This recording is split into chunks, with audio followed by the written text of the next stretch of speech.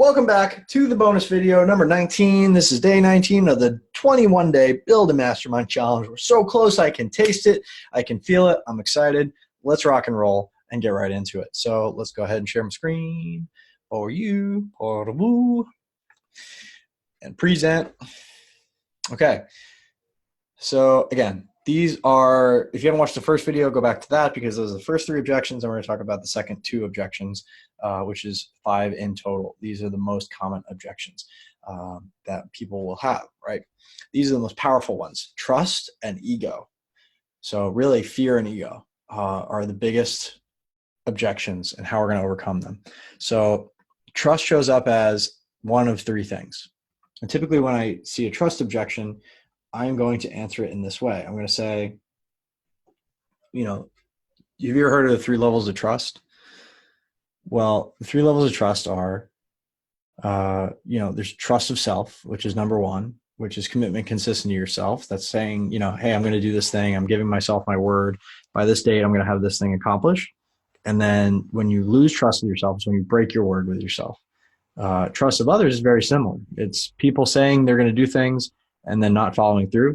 And, it's better to give people the benefit of the doubt and live a life of trust and give everybody, trust until they show that they're not trustworthy versus not trusting anybody and waiting for, good things to happen to you. Because guess what? People can pick up on the fact that you don't trust them, and it's weird. And it's a gut vibe that they don't like.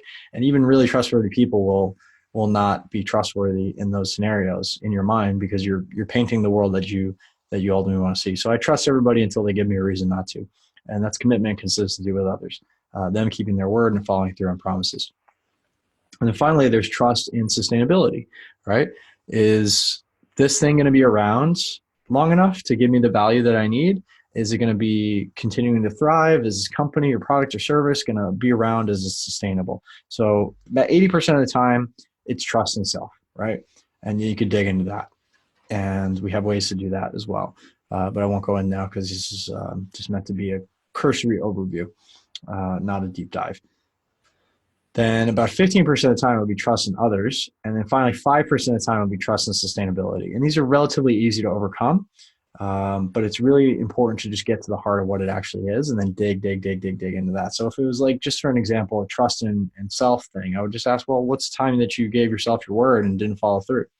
And dig into that. And how are we going to make sure that doesn't happen again?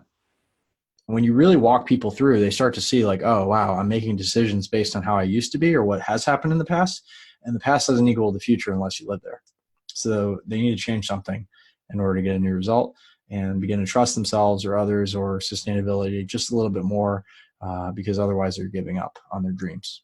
Don't let your dreams be dreams. Don't let your memes be memes. And then finally, ego. Ego is the toughest objection. People with an ego, I don't need you, I can do this on my own, tend to be terrible clients, and they're always fighting you because they're not actually sold on the fact that they need help. And regardless of any program, service, coach, consultant, mastermind, ego is a tough one to break. You can break it, certainly. You can ask them something effective. Well, I get everything is perfect right now, and you have exactly what you want, but tell me, if there was one thing that you wanted to change, what would it be? If you could change one thing in your business, what would it be? Or your life or your health or what have you.